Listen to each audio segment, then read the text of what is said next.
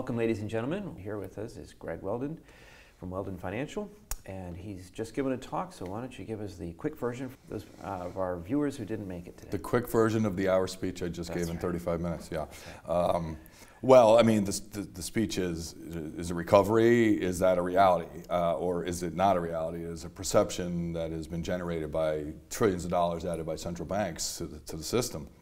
And I think it's a little bit of both. I mean, the reality is they've added trillions of dollars to the system, and this has successfully reflated asset prices. Unfortunately, has not successfully fixed any of the fundamental problems, particularly in the U.S., housing, labor. Labor's not healthy, housing's not healthy. I don't care what the pop media wants to tell you, it's not. The real facts are that there are 9 million chronically unemployed people in this country that are not being put back to work. You can't even generate employment growth that meets the population growth. And without that, you don't generate real income growth, and without that, there's really no housing market reflation to be had. Doesn't mean housing can't move sideways, but it's not growing, it's not generating wealth for the owners of homes. So nothing is fixed, and the second central banks stop adding liquidity, markets run into a little bit of turbulence. So this is problematic going forward in terms of having become addicted to this central bank liquidity, and when you don't have it, running into trouble keeping asset prices inflated. Wow, that was a quick version. That's a quick version. Okay, all right. So Bernanke has spectacularly done nothing the last couple of times he's opened his mouth. You know, the beard has not, you know, come charging to the rescue. What does that mean for us? Well, I mean, he's still verbally, you know, intervening, essentially. You're right, they've done nothing, and this is actually what we've written. It's funny because he will come out and say something, and the markets want to respond so quickly, and when you break it down, they're doing absolutely nothing. The balance sheet at the Fed is contracting, in fact, as it is now at the ECB, so this is problematic in the context of a sovereign debt crisis in Europe that is not solved. Spain's already in crisis. France is on the tipping point. It is a political crisis to boot. So yeah, they've worked some magic in the successful they've been able to circumvent a debt crisis in 2007, 2008, save the banking system, so on and so forth. But again, without fixing the fundamental economic problems, this is an ongoing game of chicken, and its you know, amplitude of volatility is what will continue to increase. Do you think those problems are actually fixable? I mean, we know there are things that could be done to put our house in order, but none of them seem politically viable. You can't get elected promising that kind of pain. Unfortunately, the time for fixing them is past us, I think. So, I mean, this is the problem. It wasn't academically correct to do some of the things we've already done, and you can take this back to 1990-91, at the very least 1997-98. So each crisis evokes a greater monetary response because it's a credit bubble. It's a credit bubble that goes back to the delinking of the dollar from gold. It's a, you know, it's a fundamentally flawed system to the degree that you can't live beyond your means without having to pay someone back or default. It's that simple. And Europe's facing that reality right now. The U.S. has a similar reality down the road on our fiscal side. And we talk about fixing things, and you know, they can't even fix the fiscal situation, which continues to rupture. More bonds coming due, issuing more bonds, public borrowing going through the roof. It's not sustainable. So it's problematic. When you talk to people more from the mainstream, I mean, here we are, people accuse us of being gold bugs. I'm not sure we really qualify, but okay, this is not in this audience, the mainstream audience. You talk to mainstream people, do they get this? Do they see that, you know, Europe has this problem and it's not being fixed and it's not so different from where we're headed? Or are you the lone voice in the woods out there? I think mainstream gets it. I think mainstream gets it more than people give them credit for, because they're not focused on Europe, so that doesn't mean that they're disassociated. What it means is they're directly associated with their own situation, which is not always good. So I don't think that they don't get it. I think they get it to a point of being acutely getting it, and that is reflected in consumer confidence numbers. It's reflected in plans to buy an appliance, plans to buy a car. I mean, it really is a souring sentiment. And what's interesting about that, the Conference Board just published data on Friday. The only area, including employment, you get all these headlines and employment's getting better. The consumer doesn't believe it, so mainstream gets it. Main Street gets that the headlines on U.S. labor market are faulty, that the reality of the labor market is still in crisis. They get that. They're the ones without the jobs. That's the 9 million unemployed, chronically unemployed people. So they absolutely get it. The one bright spot for consumers is equity prices. it is one of the most bullish reading on equity prices in the history of the survey. That's troubling because, of course, that the consensus is so strong now that you want to be a counter-trend thought process here, particularly when central banks aren't adding liquidity. So you take that away from the consumer. They don't have wealth creation in their homes. They don't have income reflation in their jobs. And all they've had is stock market reflation. Central banks have pulled back while the market starts to wobble. Really could bring harden the cocoon that the consumer's kind of already in. So there's a temptation to think of this as the stock market as a balloon looking for a pin. Mm-hmm. But on the other hand, the response to any more turmoil has to be more inflationary stimulus, whatever you want to call it, more pumping liquidity into the system. And it seems like that's bound to show up in the stock market. So perversely, is the stock market actually a good buy because of what the politicians are likely to do, or is it so high that it's looking for a fall? Where do you come down there? Well, it's a great question. I mean, that's the question everyone wants answered, and it's a hard question to answer because it's about timing, and really it becomes the the chicken and the egg. Is it take a stock market decline to provide a catalyst for central banks to step up? When you look at the degree of percentage increase in money supply that they've facilitated in each of the last crisis periods, it's pretty consistent. What isn't consistent is the number of dollars it takes to generate that percentage increase, because as the money supply grows, mathematically we know simply, you have to keep pumping more money. Will they have the political will? It was $600 billion. The most recent episode, the 6-month growth in money supply peaked at $919 billion, almost $1 trillion in 52 weeks. Check that, 52-week change was $919 billion. You need $1.2 trillion next time to get that same percentage increase. Will the Fed have the will to pump another $1.2 trillion into the system when gas is at $4? So it's not just about the stock market. I think it takes a decline. It takes pain before they will be justified politically, internationally, morally, ethically. I mean, from every one of these potential, I object dynamics, you want them clear, and to be clear is when people are hurting, and the stock market decline could be the catalyst for that. So that's kind of the way I look at it. Sorry, that's not entirely timing then. What you're saying is it's probably got to go down before the next wave goes up. So figuring out when that's going to happen is difficult. I think you're in a time period now where the markets are at risk. The central banks are kind of hampered in the fact that the ECB has limitations legally, let alone politically. The Fed has limitations in an election year, in an international sense, and domestically, politically, they're under fire for adding what they already added that drove gas prices to $4. So it's not going to be easy to get the mandate publicly that they probably would need. So this is what creates this window where you could have turbulence. And certainly the macroeconomy, I think the stock market a little bit out of control at the very end here in the last month or so, thinking that the real economy was going to pick up the slack and be a driving force for equity prices when the Fed's absent. I think we're very quickly finding out that's not going to work. Yeah, I wonder what they were smoking. But okay, never mind. Investments. How do you play this? What are your favorites? Any broad classes or any specifics that you might want to mention? Well, I mean, it's difficult because if you're talking to a retail long-term investor type, it is a little more tricky. I'm a trader, by nature, speculator, so I'm in and out. I like to take advantage of the volatility. I want big moves. If they come quickly, that's fine. So it's tough for me to dole out advice on individual stocks or individual holdings. And to the time again that it's a length of time, how long you're going to hold it. There's no buy and hold anymore. There's nothing you're going to go out and buy and hold for the next 20 years. It's going to be the greatest thing. Having said that, there are things that you can do to theoretically implement a buy and hold strategy. Trading advisors are a way to go. Getting professional help, with managing your money.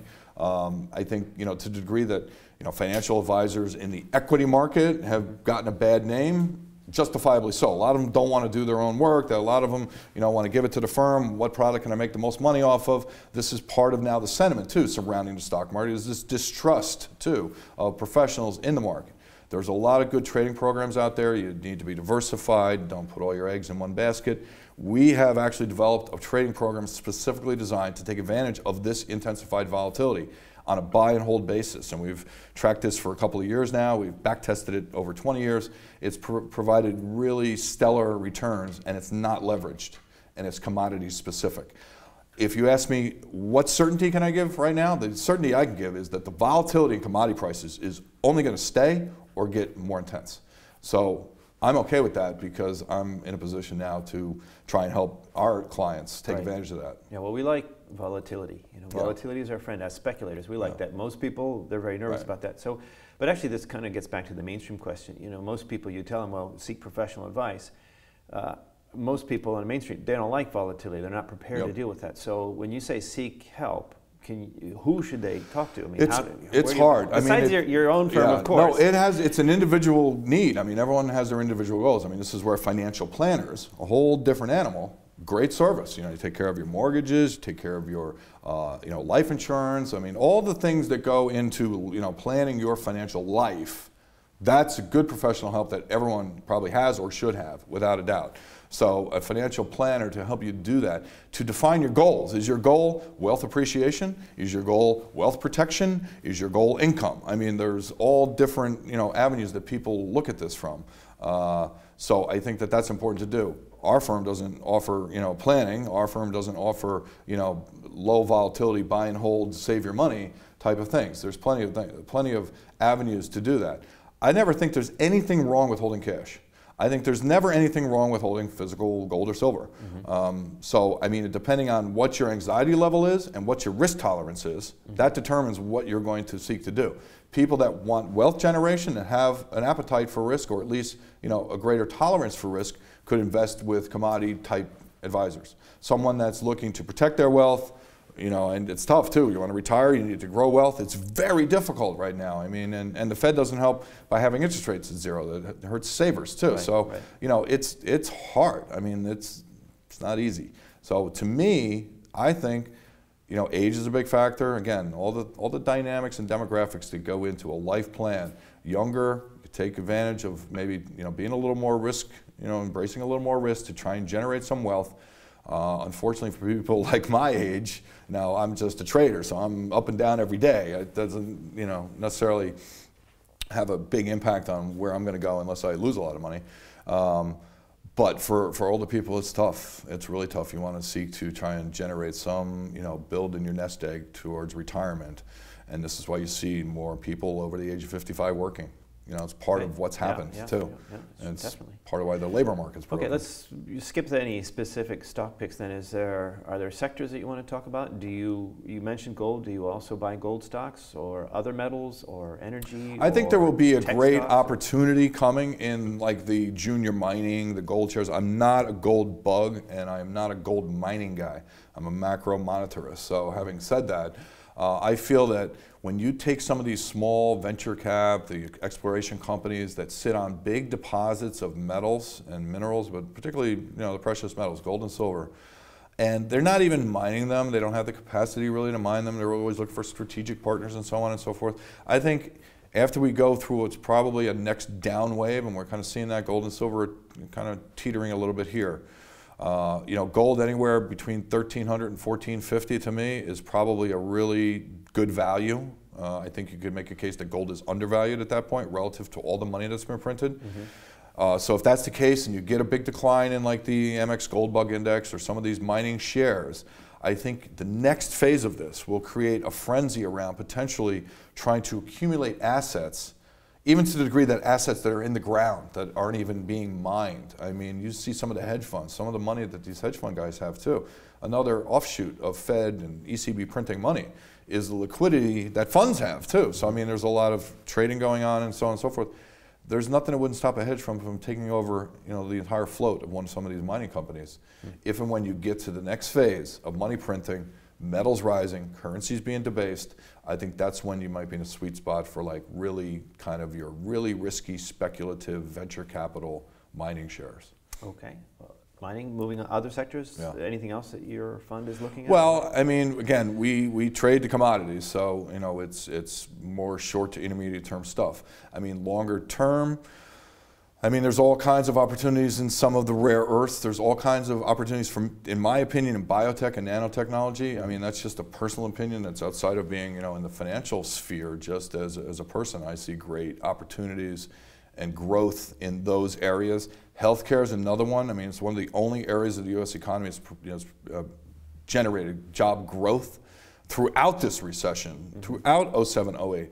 You know, healthcare, and every sector of healthcare, from nursing to ambulatory care to doctor's offices, every sector in the demographic in the U.S. You've got the boom working its way through, so that's kind of baked in the cake, right? The demographic is great there, and particularly you talk about, you know, assisted living, retirement homes, all of that is very valid. You know, I'm not an expert in some of the stocks, you know, whether they are pricing in some of this growth already or not. I mean, I think they're in a, you know, case-by-case basis, and it's not really what we do. But I like those areas. Well, as a trader, do you actually trade the volatility in the commodities themselves? You know, if you think gold's gone up too much, you sell. Gone down too much, you buy, and you. We try and play the swings. So, I mean, and we're not necessarily counter trend traders. So, you know, recently, you know, gold has been in an uptrend. So we'll be very aggressive at periods where we think it's going to accelerate. So it's, I wouldn't say it's short-term stuff. Always our best trades are the ones that we hold the longest. But you know, the duration of holding a trade has certainly come down with the way these markets have started to move, let alone the fact that the contract sizes are so large now that the same percentage daily swing is a much bigger dollar figure. So this has made it much more difficult, even from a professional trader standpoint, to manage the risk. It's a great case in point. I'll give you two examples in how money's been debased. One that applies directly to what we're talking about in trading and applies to everyone out there. For me as a professional trader, our minimum used to be for a managed futures account, $500,000. That's, you know, 2006, 2007, that's fine. You know, gold was trading 450, 500, oils, you know, just started breakouts, 40, 50 bucks. The contract sizes are still $40,000 to $50,000 per futures contract for gold or oil. It's tripled. Okay, so managing that same risk with $500,000 means you can take 1/3 as much risk. We can't trade 1/3 of a contract, or you know, so our minimum is now $1 million. Not because of any other reason than the contract sizes and the daily swings on a dollar basis have become so intense. They've debased money to where $500,000 is not even a tradable account in the futures markets anymore. Wow. The other example would be if you took $1 million and invested in a 5-year treasury bond 5 years ago. Everyone loves treasury bonds. They're safe. They're guaranteed. You know you're getting your money back. You know, it's not a, it's a meager return, 2-3% at the time for a 5-year bond. But it's 102 or 3% because you're getting your money back. So this is why people like it. It's a safe haven. The problem is you invest $1 million in a 5-year bond. You get your $1 million back in 5 years plus your 2 or 3% interest. And you go and you buy 1/3 as much gold with that $1 million as you would have 5 years ago. Your money has been devalued by 2/3 relative to gold. So I think that's a great illustration for what's happening and likely to continue to happen, which is one of the reasons we like buying gold if it declines. I'm gonna ask you a nasty question, but we won't hold your feet to the fire as a consequence. Short term, you know, the shorter the term, the harder the prediction. There's a lot of concern about the summer will sell in May and go away, be you know, really vicious this time around. There's a lot of bearish sentiment, particularly in our resource sector focused area. Any guru vision there? Any sense of the near term? I think the near term is problematic. I think it's going to be problematic until the election's out of the way in the U.S. I think this keeps the Fed in check. They can be verbal at times and have some impact, but generally speaking, that liquidity is not being provided. That's the bottom line. Since the end of last June, it's been an issue. Had the ECB not stepped in with $1.4 trillion worth of euro, you know, creation out of thin air, we'd be in a much different position right now. So my concern is the ECB is kind of done. They're limited in what they can do. If not for the People's Bank of China, really nobody would be pushing right now. I think that creates a short-term problem, and I think it's a short-term dynamic for the central banks, particularly in the U.S. So I see turbulence coming. I mean, I think that, you know, Spain is already in crisis. France is on the precipice. We've talked about this. This will come to the fore. Political situation in France, political situation in the U.S., a slowdown in Asia. You got high real interest rates in a number of countries in Asia. You don't have that anywhere else. You have interest rates that are negative but becoming less negative because inflation's falling, takes away some of that stimulus from monetary policy. I think that conspires to create a problem in the next 3 to 5 months for sure. All right, well on that note, that cheerful note, we should remind our viewers that a problem is actually an opportunity if you see it coming. Thank you very much. Yep, my pleasure.